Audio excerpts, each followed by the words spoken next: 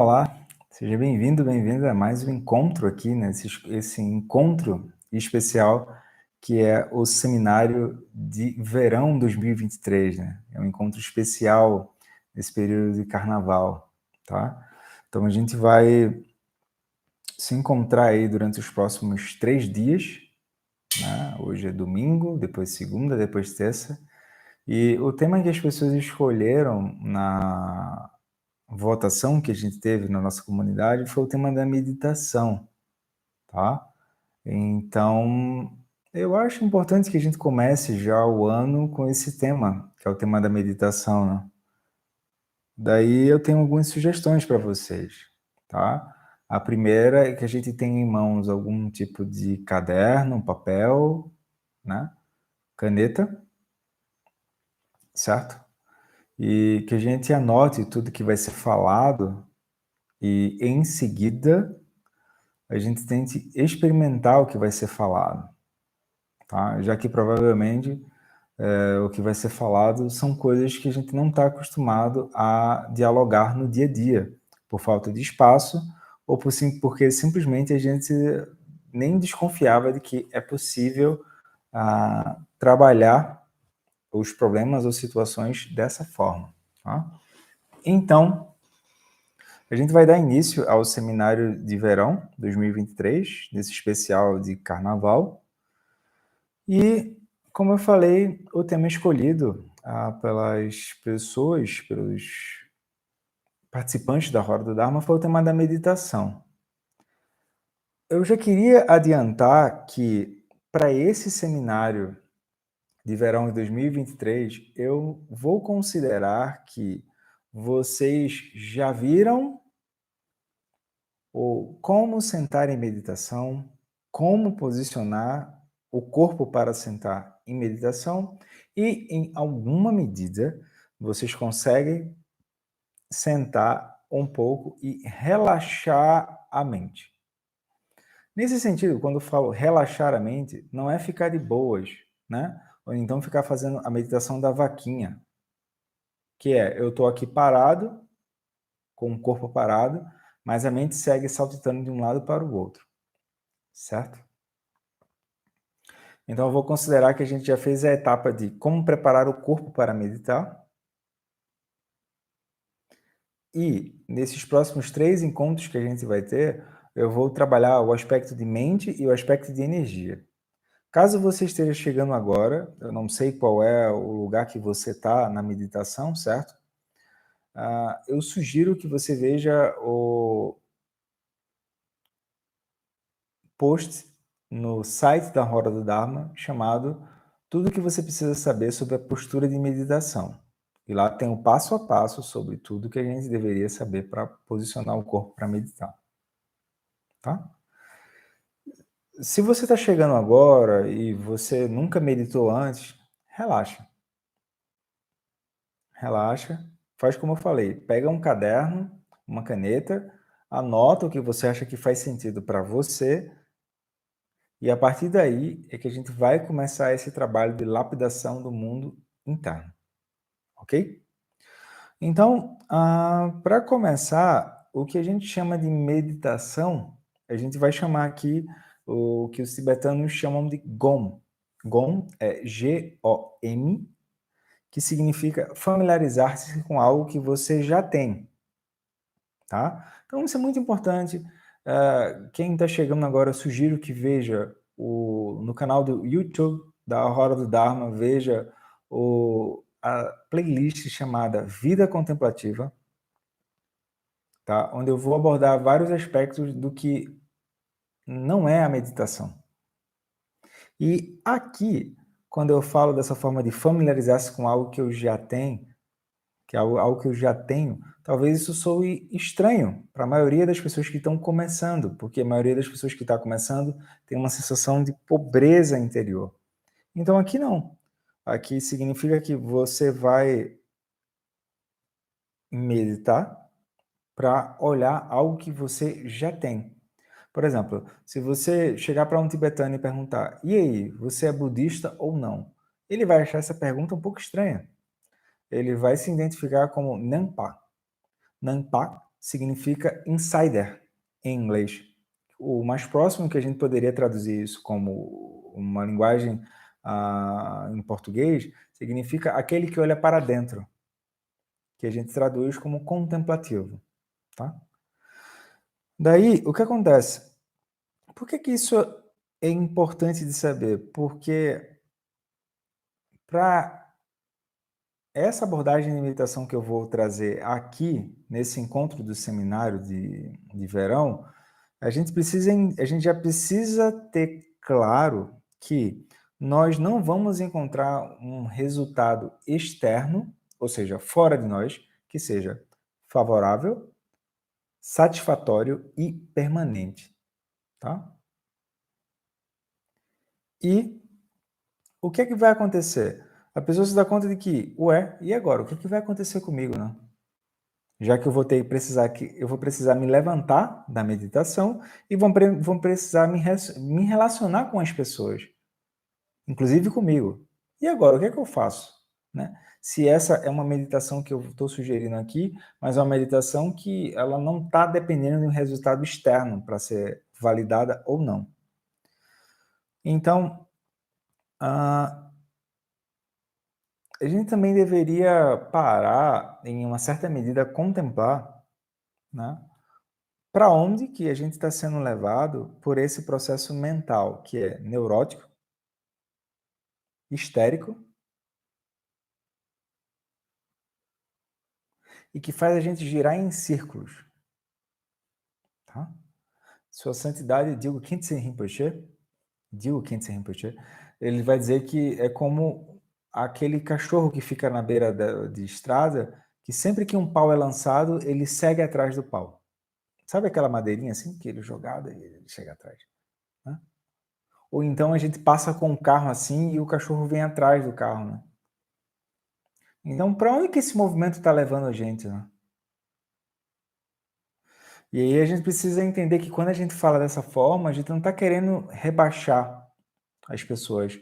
Não estamos querendo nos rebaixar.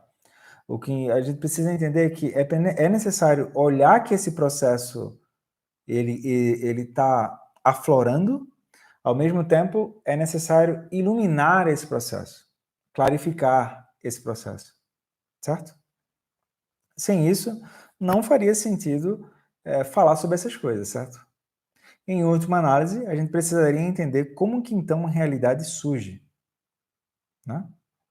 Então a gente tem essa imagem, né, que vai trabalhar o aspecto de paisagem, né, que é o aspecto que o próprio Buda traz, que é a casa em chamas.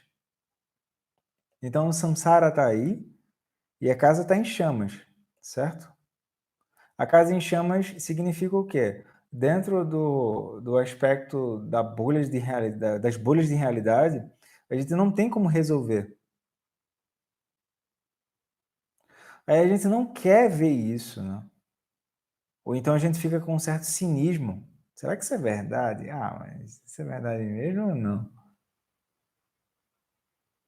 Só que, na verdade, isso é uma visão que está sendo apresentada. Eu não quero converter ninguém aos ensinamentos budistas. Não é isso. Eu estou te apresentando uma visão. Como, por exemplo, se eu chegar para você e apresentar, olha, o céu, ele é azul ou não? Você pode discordar se você quiser, mas o céu é azul, certo? Aí você amplifica um pouco a visão e aí você vê o universo assim. E esse céu, esse espaço, como é que é? Aí a gente apresenta essa visão da casa em chamas, né, que é uma abordagem trazida pelo próprio Buda Shakyamuni. A gente fica assim, mas a chama, ela é vermelha ou ela é azul?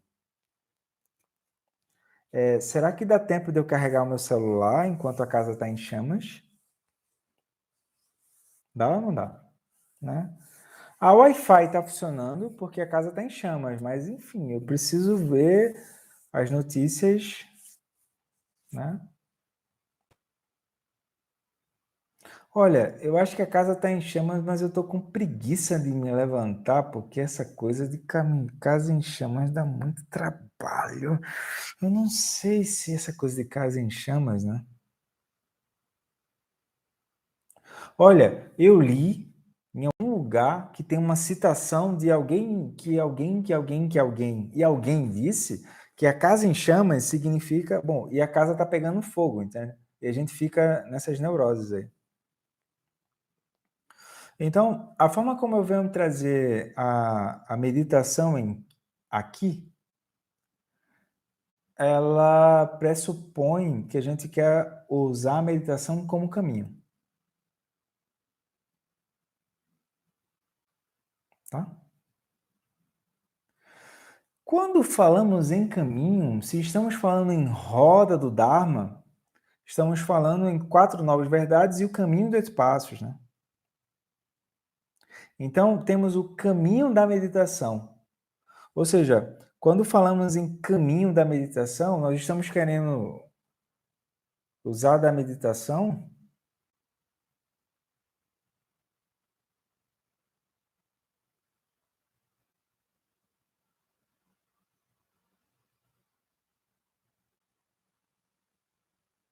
para ultrapassar dukkha, que são os sintomas da insatisfatoriedade, transmigração, certo? Transmigração é assim, é que não é o tema não é o tema desse seminário entrar a fundo nas 4 novas verdades, certo? Mas transmigração é assim, a gente está sempre em busca de um galho prometido que vem de um resultado a partir de coisas externas e aquilo não chega. Melhor, a pessoa entende que esse modo de ser autocentrado, ele não vai para lugar nenhum. Isso é a primeira nobre verdade. A segunda nobre verdade é que tem as causas para isso. Ou seja, a pessoa entende os 3 venenos da mente, as 6 emoções perturbadoras, os 12 elos, e entende como que a bolha ao nosso redor surge. Aqui, especificamente nesse seminário de verão, eu vou trazer uma abordagem que é uma abordagem que não é comum, que é a abordagem justamente do caminho da meditação, certo? Ou seja, eu sento primeiro em meditação e acalmo a mente, naturalmente acalmo a energia, naturalmente também acalmo o corpo, certo? Então aqui eu coloco como a mente tem primazia sobre todas as ações. A gente deveria ter certeza de que isso é assim, certo? Caso contrário, tudo que eu vou falar aqui vai parecer poesia, vai parecer algo bonito, vai parecer frase de para-choque de caminhão, certo? Então, quando a gente fala em caminho da meditação, o caminho, ele sempre vem em visão, meditação e ação. Provavelmente a maioria de vocês não parou para ouvir dessa forma. Isso são os 3 aforismos de Garabdoji, certo? Ou seja, visão significa o quê? Aquilo que eu posso enxergar, e justamente aquilo que eu posso enxergar é justamente isso que eu posso enxergar que vai ser o caminho para eu atravessar da margem da confusão para a margem da lucidez. Isso precisa ficar claro, pessoal. Caso contrário, eu vou estar criando um céu e terra em algum lugar, achando que se eu transmigrar, isso resolve. Tá? Ou seja, eu digo que o templo é um lugar mais elevado, eu digo que a floresta é um lugar mais elevado, eu digo que o deserto é um lugar mais elevado, eu digo que a montanha é um lugar mais elevado, eu digo que um local de retiro é um lugar mais elevado, mas o lugar onde eu estou, ele não é mais elevado. Então a gente segue as recomendações de Mestre Dogen, que é o templo é o lugar onde seus pés estão, certo? Isso precisa ficar claro, tá? Daí, visão significa aquilo que eu posso enxergar no momento, e justamente aquilo que eu posso enxergar no momento vai ser aquilo que vai me fazer atravessar da margem da confusão para a margem da lucidez, tá? Então, quando a gente fala o caminho da meditação, significa justamente isso. Eu vou me utilizar da meditação para poder olhar para dentro e olhar para o obstáculo que surgir para poder criar pontes de sabedoria a partir daquilo. Por quê? Em geral, no lugar onde eu estou nesse momento, em geral, é um lugar de confusão e engano. Certo? Daí o que é que a gente faz? a gente precisa de um balizador como se fosse uma rota segura. E essa rota segura é essa rota que eu vou poder usar para poder ter confiança no caminho da meditação, certo? Caso contrário, vocês vão ver, a gente vai cair no que a gente chama de coisificação da meditação. Vocês sabem o que é coisificação da meditação? É assim, o que acontece quando a gente coisifica as coisas? Isso é meu, isso é do outro. Isso é meu, isso é do outro. Quando a gente coisifica as coisas, o que acontece? A gente acaba caindo em euforia e tédio, que na linguagem de Tylenol ele vai dizer histeria e medo. Então, se a pessoa nunca foi apresentada a uma visão mais elevada a respeito do caminho da meditação, vai chegar um momento que ela vai sentar para meditar e ela vai achar a meditação insuportável. Ela vai achar que a meditação é melhor ir fazer outra coisa. Ela vai achar que a meditação é mais uma coisa que ela deveria guardar na estante.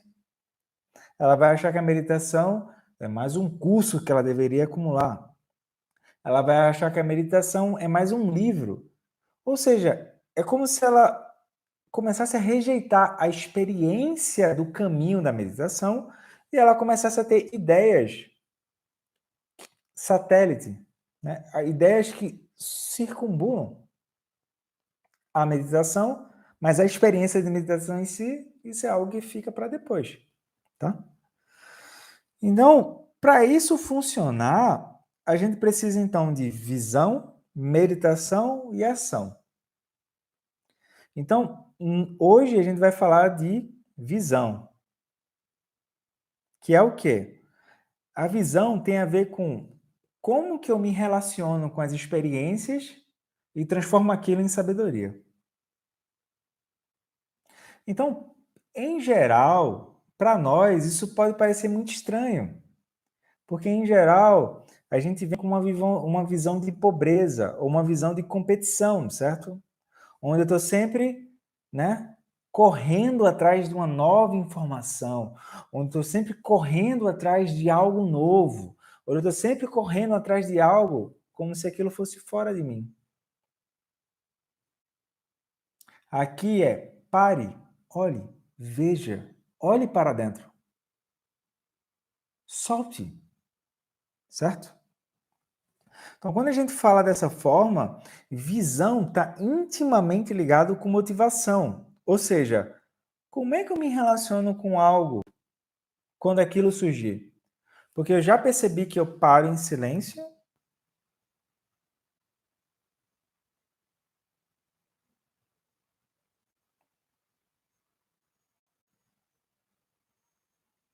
e as experiências internas elas vão começar a surgir de modo espontâneo, certo? E esses impulsos que surgem, como que eu me relaciono com isso? Então a gente vai precisar que o quê? Entender que dentro da experiência que surge, eu tenho três aspectos: externo, interno e secreto. O aspecto, então a gente tem esse caminho que é o caminho Charavaca, onde nós temos, quando vamos sentar, a gente vai sentar porque a gente já se deu conta que tem problemas, certo? Então, a gente entendeu que a gente vai tentar fazer disciplina. Aí tem um caminho que é chamado caminho Pratyekabuddha. Para muitos de vocês isso deve ser termos novos, mas para a gente já viu como é que a coisa funciona. Então, o que acontece? A pessoa está fazendo coisas equivocadas e a gente ajuda a pessoa a não seguir aquilo por obediência. Só que o que é que tu faz? Além de adicionar a obediência, tu ajuda a pessoa a ela adicionar os flashes de lucidez que ela já tem. Veja, no caminho Charavaca, que é o que a gente acabou de falar que é o primeiro, simplesmente a pessoa vai seguir regras de modo estrito. Nesse segundo, além disso, tu ajuda a pessoa a ela localizar o que ela já tem de lucidez. Então, ela vai adicionar o conjunto de regras e ela também vai adicionar o conjunto de lucidez que ela já tem. É possível que isso aconteça, tá? Terceiro caminho, ou seja, terceira motivação, é o chamado, que a gente chama de caminho da meditação Arhat. Ou seja, as coisas aparecem ao meu redor, os problemas aparecem, e os impulsos contraditórios, que são essas ações que eu acabei de falar, elas seguem me levando de um lado para o outro. Aí o que é que eu vou fazer? Eu vou sentar em meditação e vou gerar uma estabilidade de não responder a esses impulsos. Quando eu não respondo a esses impulsos, eu gero uma estabilidade. Aí o que é que eu vou fazer? Toda vez que esse impulso surgir, você fique quieto. É só isso que você vai fazer. Então é muito simples. Toda vez que as aparências externas se moverem, você vai começar a ficar hábil, justamente por quê? Porque aquilo se moveu e você não responde. Aquilo se você se moveu e você não responde. Aí o que acontece? A gente treina chamata ou chamata e eu tomo refúgio nessa estabilidade. Aí o que é que eu vou começar a fazer? Eu vou me tornar insensível às aparências e naturalmente eu vou me tornar insensível às pessoas ao meu redor. Então, alguma coisa está incomodando, o que é que eu faço? Eu me distancio daquilo. Eu posso me distanciar fisicamente ou internamente. A gente falou disso antes, certo? Eu me distancio daquilo e fico quieto. Eu gero a indiferença por chamata. Aí a gente vem na quarta motivação, que é o que a gente quer aqui, que é o caminho Mahayana. Maha, grande, Yana, veículo. Por quê? Porque cabe mais pessoas dentro. Observem que nessas três motivações iniciais, eu só estou autorreferente o tempo todo. Não tem problema. Mas no Mahayana, a gente gera a compreensão da causa e efeito, gera a compreensão de que disciplina pode ser útil, gera a compreensão de que chamata é melhor do que ficar respondendo de modo aleatório e gera compaixão. Mas essa compaixão, ela não aparece simplesmente de modo intelectual. Ela aparece porque a gente começa a olhar para as pessoas e a gente começa a ver que, minha nossa, olha, se eu estou aqui meditando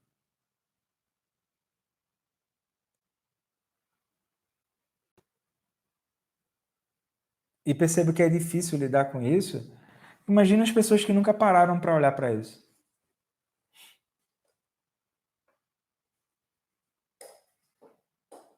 Aqui ficou bom. É isso.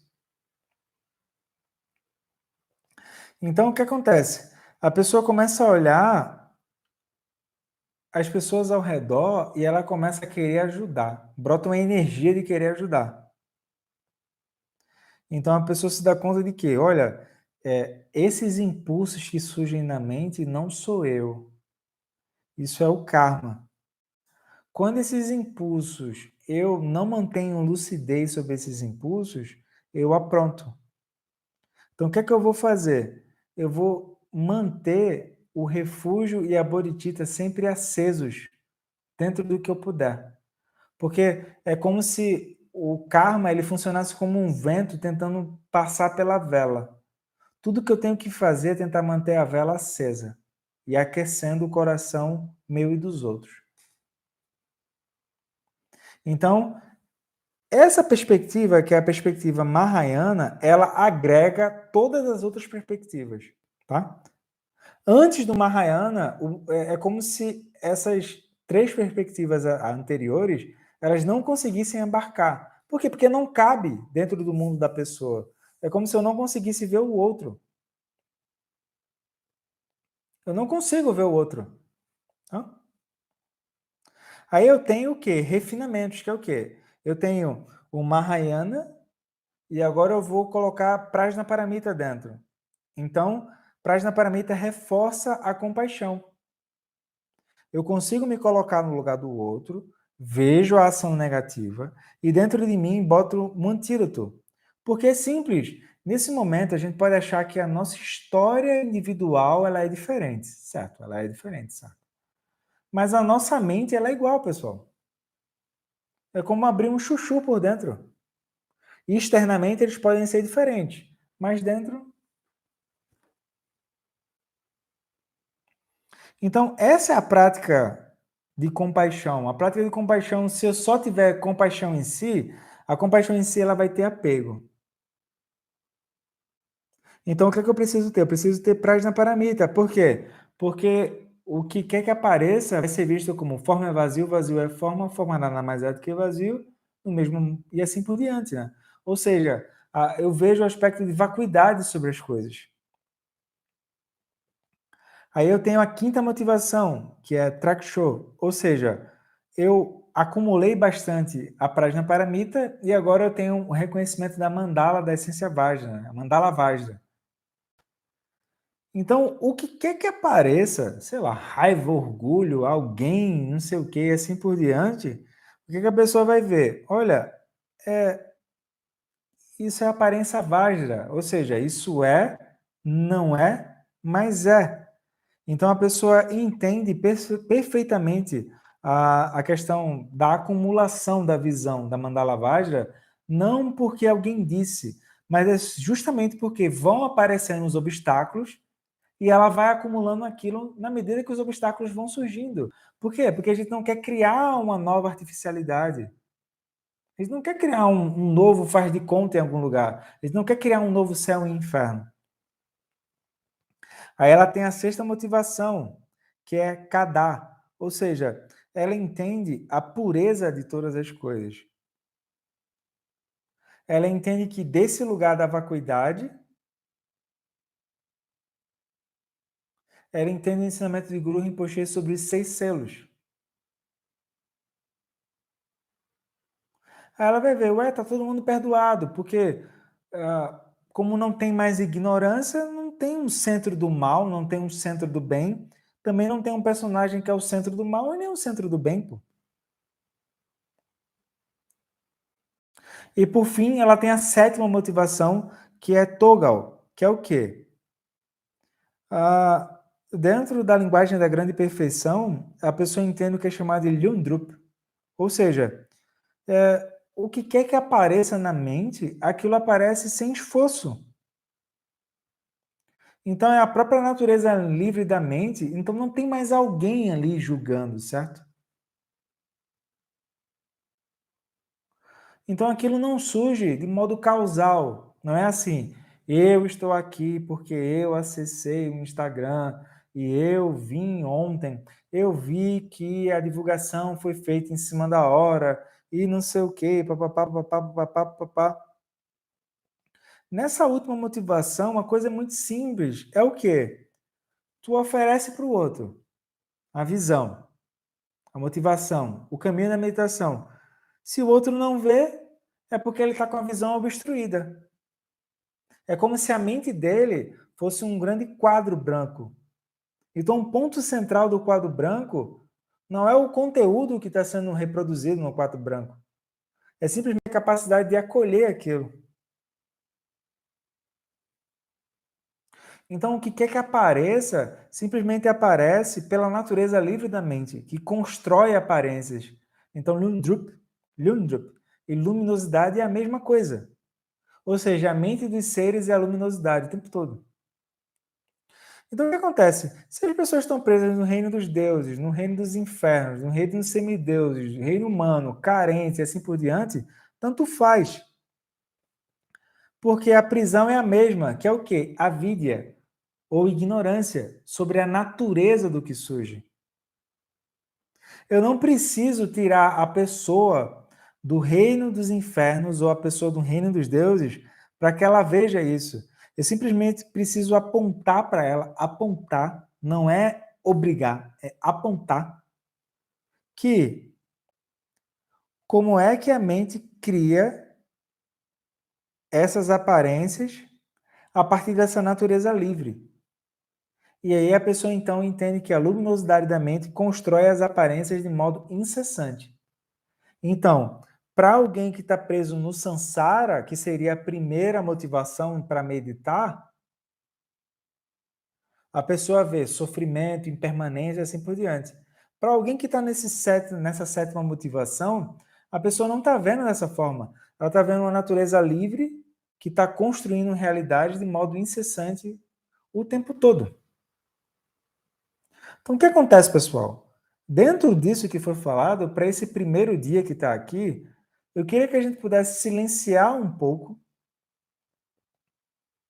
olhar para dentro e simplesmente dentro dessas 7 motivações que foram apresentadas, a gente se perguntar se qual dessas motivações a gente se vê navegando. Então, o caminho da meditação começa com uma motivação para sentar.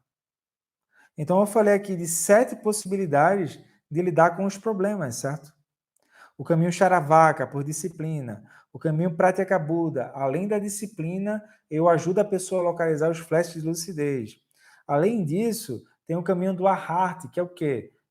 A pessoa tem uma inspiração de gerar uma estabilidade em relação a tudo que acontece. Depois eu tenho o caminho Mahayana, que é o melhor, é mais amplo. Né? Na verdade, eu falei melhor no sentido de que, por quê? Porque, por exemplo, a pessoa sai para trabalhar, ela vai gerar uma indiferença ao outro? Não vai, pô. É melhor eu chegar pelo caminho Mahayana, certo? Depois eu incremento o caminho Mahayana com a compreensão de Prajnaparamita, com a vacuidade. Depois eu adiciono o Trekcho, ou seja, do jeito que a aparência vem, é melhor que ela venha. Me dê, papai. Do jeito que vem, pode vir. Porque só vai ficar para trás aquilo que é construído, aquilo que é artificial, certo? Depois, a pessoa tem Kadar, que é o quê? Eu não vejo mais aparências, eu vejo o quê? A pureza daquilo. Porque tem uma natureza livre que está sempre construindo aquilo. E, por fundo, por fim, o que é que eu tenho? Eu vejo o jardim da delusão. Eu vejo os seres construindo, a partir dessa mente livre, pegando esse sol da sabedoria e construindo aparências luminosas e vazias o tempo todo. De modo espontâneo, como nuvens do céu, nuvens de oferenda Samanta Badra. Então, para esse primeiro dia, parece que é muita coisa, mas não é. Para esse primeiro dia, eu só quero que a gente entenda que a meditação, ela não é uma coisa que é só ficar parado e ok. As vacas também ficam paradas e no final elas fazem mu. A meditação é simplesmente um caminho que, dentro de visão, meditação e ação, ela vai nos ajudar a pegar as experiências que, nesse momento, a gente pode estar vendo de forma confusa e vai nos ajudar a gente ultrapassar isso para a margem da lucidez. Como a gente está falando aqui com pessoas diferentes, a gente oferece 7 possibilidades diferentes, de modo que, de uma maneira honesta e muito gentil também consigo, a gente possa parar e se perguntar qual o caminho que eu desejo trilhar. E isso é algo que apenas nós podemos fazer. Então é isso, pessoal. Para esse primeiro dia, parece que é muita coisa, mas não é. Simplesmente para ver qual motivação que você deseja seguir e amanhã tem mais seminário de verão e especial de carnaval sobre meditação. Então eu fico por aqui, até a próxima e tchau, tchau.